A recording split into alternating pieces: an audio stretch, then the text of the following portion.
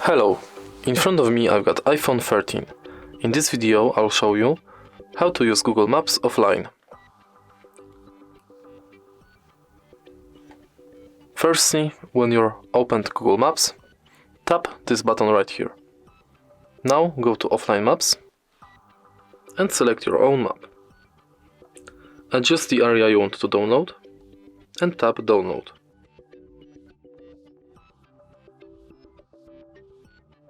Now we can enter our map, turn off Wi-Fi, and we can navigate offline.